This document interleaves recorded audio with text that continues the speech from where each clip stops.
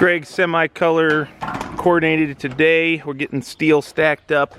The goal, since our windows here, you can see a little bit of learning lesson. Don't stack your windows like this. And if your suppliers deliver them like this, wrapped in cellophane, make sure you know about it so you can open them up and stack them the right way, because these were all wrapped in cellophane and we had about 90-degree temperatures, and look what happened. Yeah, I could probably heat these up and rebend them, but what I don't like is I don't like this. I don't like some of the frames have a little bit of warpage to them, and we're gonna go ahead and get new windows. I'm not gonna deal with that. So since that is the case, we don't have windows to go in, so we're going to go ahead and just run our steel through. We will come back after the fact. We'll pull out the couple sheets by these windows. It's really not that big of a deal. And put the windows in, trim them out. Now, something else that I wanted to touch on that I keep getting questions on is, why don't we put house wrap in our gables?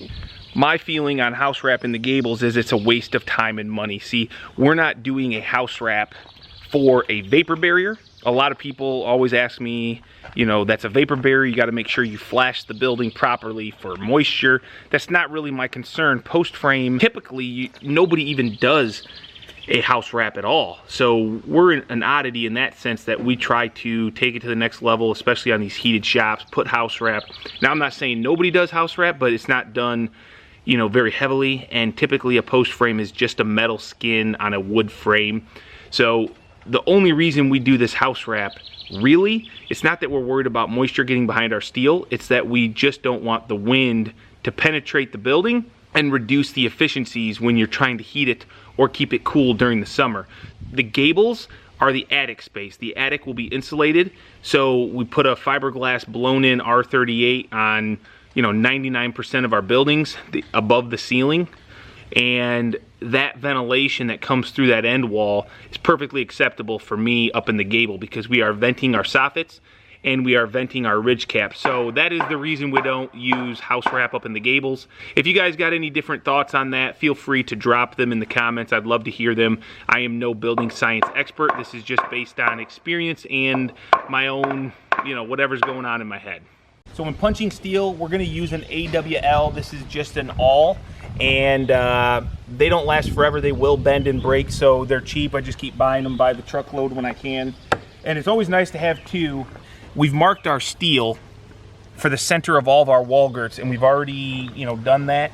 I'm gonna take a punch, and I'm gonna, how many sheets is this, Greg? 14. Okay. See this right here? So 14 sheets. Does that show up or no? I can't really see it.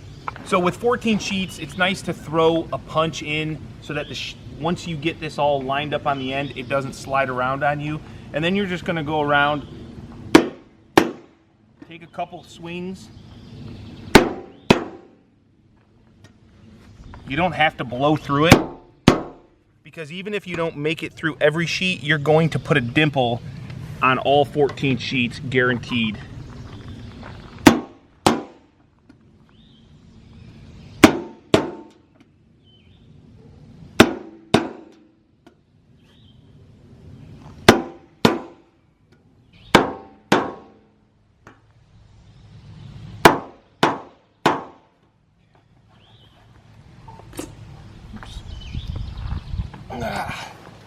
So now you can see here exactly what it's going to look like.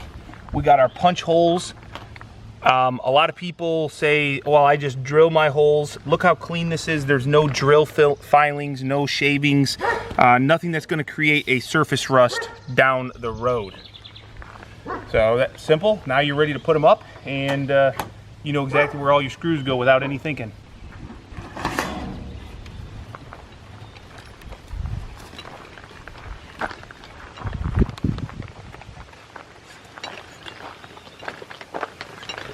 Greg's always famous for, he does an amazing job putting up D2, which is our transition trim, is what we call it. Never, ever good at putting his nails in when he's done. Everybody's got faults, so it's okay. So now you can see we're going to line up our ribs with our wainscot.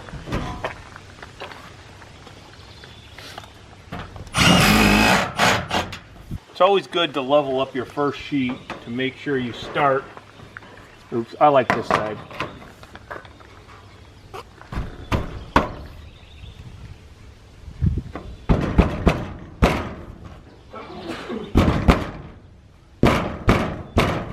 Come on, baby.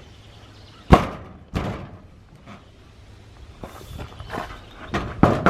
we go. If you don't start level, you can't end level. Well, you can. Now you can see here, by having these punch lines, we're going to know exactly where to put every screw. No guesswork.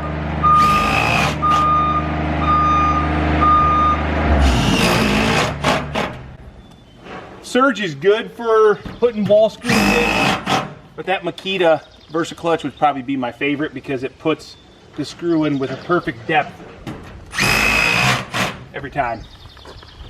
So now we'll just go ahead and run it. Let's do it, Greg. This building is small enough and short enough that we really don't need two people or a lift in order to run the steel properly. So Greg, I got him just going to town on this wall while I'm going to get going on a little bit of a project on the front end wall because we've got a unique feature on this building other than just running a steel wainscot. So I made just a little bit of a mistake. We went ahead and on this front wall we installed the grade board and the first wall girt. But the problem is this is actually going to get a Versetta stone facade instead of a steel wainscot. And so what we try to do is we inlay a piece of treated plywood that's going to sit in to be flush with the face. That way everything still lines up. So usually I would router this out or run it through a saw, you know, to make this cut. But since it's already up, that's kind of hard to do. Instead, I've got the Makita brushless router that is cordless. It's not really made for this amount of routering, but it's working pretty good. It's making some shavings, making a mess on me, and making a lot of noise. But we're gonna get it done so we can get our plywood up, get this front covered, and keep moving forward.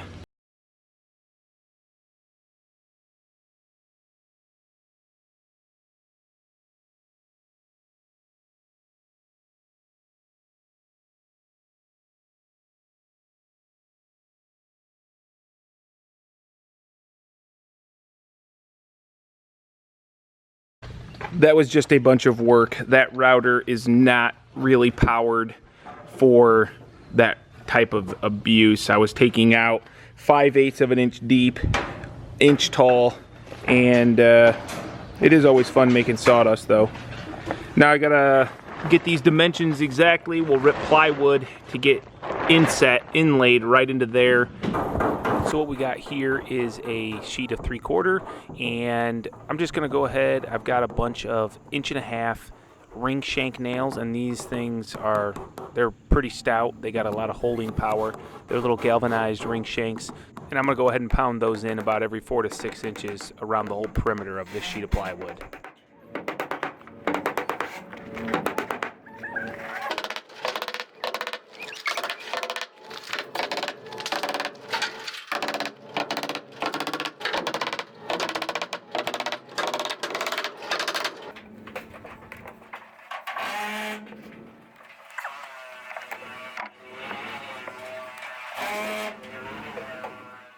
Now the goal of this plywood is that our Versetta stone is actually, it's a fake stone. It's a cast concrete product, and it's really cool. You're going to see it here later in this series.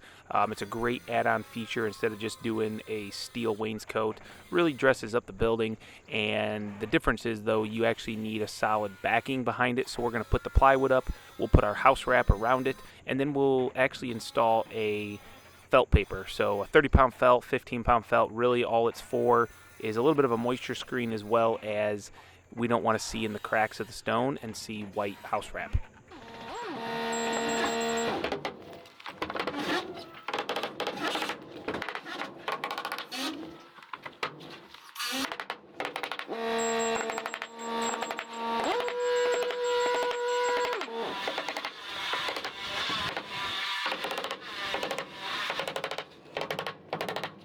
So while I'm up front doing that Versetta stone detail, Greg's in the back knocking out this end wall by himself, no big deal.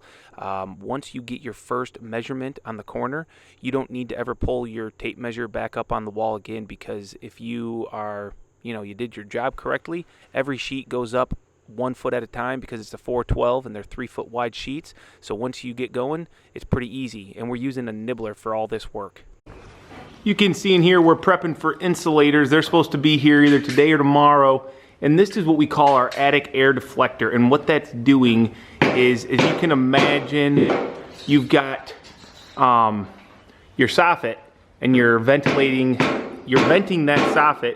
Air is coming into the soffit, going up into this roof, which is the attic, right? So the problem is this ceiling will be blown with a fiberglass R38 insulation, and if you blow the ceiling without this Tyvek that we've got right here, you're just gonna stuff insulation into your soffits, you're gonna plug them up, it's gonna be no good. So what this does is it deflects the air above the fiberglass, and we're able to get a full R38 out there at the eave, thanks to our 15.5-inch heel that we do on these trusses. So Zach's up here right now.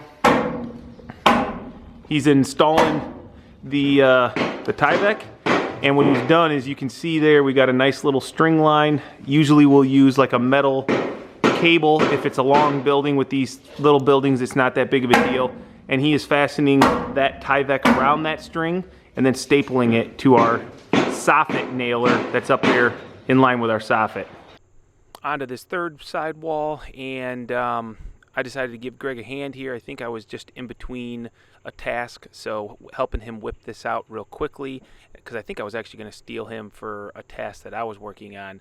Almost just missed, if you didn't catch it, putting some tape on that house wrap, so had to bust the ladder out, pull that sheet back just a little, and make sure we get that seam taped up, and then it was off to the races. Side steel goes up so quick, so easy when there's no penetrations to cut around. Now here I'm working on the Gable trim, and I'm actually doing a detail for our gutter. I did not film it exactly, so one of these days I'll have to do that. Make sure you subscribe to the channel, follow along if you really want to see that.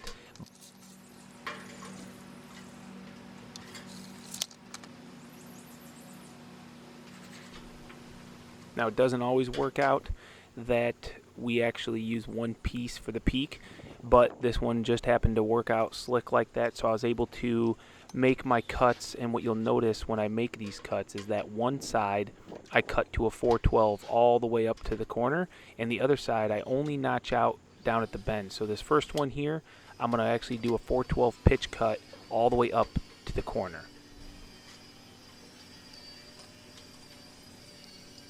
Here on the other side, all I'm going to do is I'm just going to notch up on those first two bends and cut them off.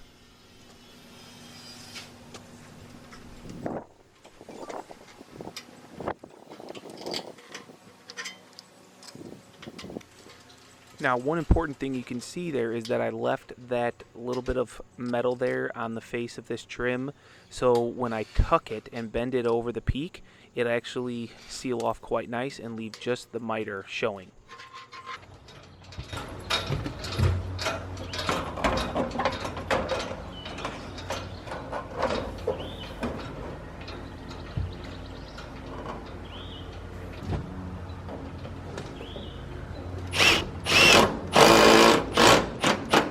So once we've got this piece on, then we can start our ridge cap, which I also did not film for some reason. So if you look right here, this detail, this is where the soffit on the overhang, gable end, and then the sidewall meet. And when your soffit dives into this trim here, there's like a big empty gap and birds can go in here. So I'll show you what we do to remedy that. Basically, you can see I'm taking a piece of post trim. I am going to leave myself a little 1-inch tail that's going to go into my sidewall fascia. And then I've got a 412 pitch. Ran up this piece. I've notched out right where the wall is, and then this excess steel is going to tuck right back in here.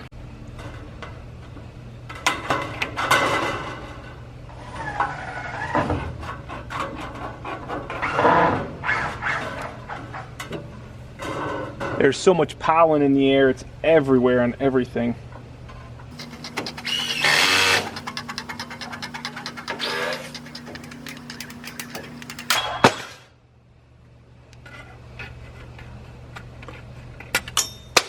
I've learned by experience, just take this kind of round it. That helps not getting caught on anything.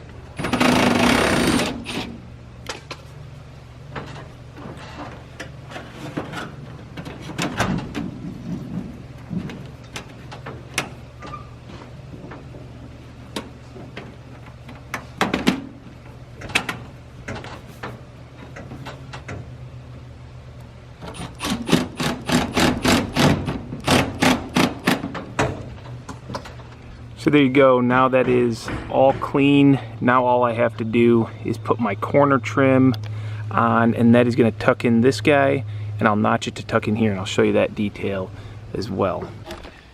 This is our ridge cap, and what we got here is this is like a squashy foam.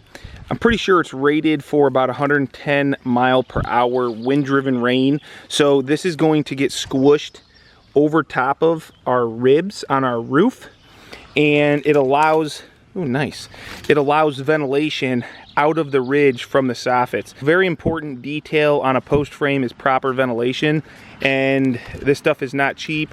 A box of 10 rolls will do 100 linear foot or 50 feet of ridge cap, because you got one on each side, so you're going to divide that in two. So a box is 50 foot. It runs about $189, I think, is what it cost. If anybody supplies this stuff for a lot cheaper, let me know. I'm always obviously wanting to reduce my cost. It's just a pull and peel and stick, I guess. You do not want to put this stuff where you don't want it, because it will stick down really well. It's called Univent, and you get 10 pieces at 10 foot per box. And we always keep them shy about 8 inches, because our rib spacing is 9 inches. And when we run this, we always lap back to the next rib back, and then we kind of squeeze it. That way it kind of pinches the two runs of ridge cap ventilation, I don't know, strips, whatever, Univent. It pushes them together and keeps them nice and tight. We've got another hot one in the works. We've got our Gable trims done. Our ridge cap just got put on. The only thing we really have left to do today is get the steel on the front of this building. Now, once again, no windows means we're gonna have to take these two sheets off this corner and the other corner back off when the windows come, but we really don't have an option. The insulators are coming today yet, if not first thing in the morning. So inside is ready to go. Like I said, vented ridge is on. We got all of our through bolts up on the post to truss connection. We got 2 1/2-inch through bolts, top and bottom. Down here, I'll show you a lot of questions. I don't think I ever do a really good job, but this really shows what we got going on. We've got an outside 2x8 ground contact treated grade board. We've got a 2x6 ground contact treated board, and then another 2x8 ground contact treated board, and that is creating like a U that the insulation is going to sit down in, and the concrete is going to get poured 4 inches up. So grade, this is grade, and finished floor height is always 4 inches above the bottom of grade, and that's gonna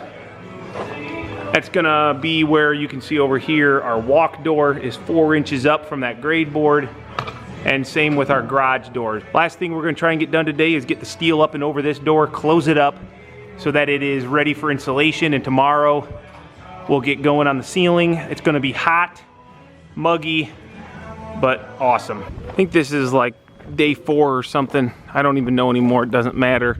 But today we did all the wall steel, except for what is left on this front. You can kind of see where we've left the screws off for the window sheets. We'll go ahead and pull them off as soon as the windows come in, put those in. But something to notice that you can see, I do believe, is these screw lines. I think you can see how nice and straight they are.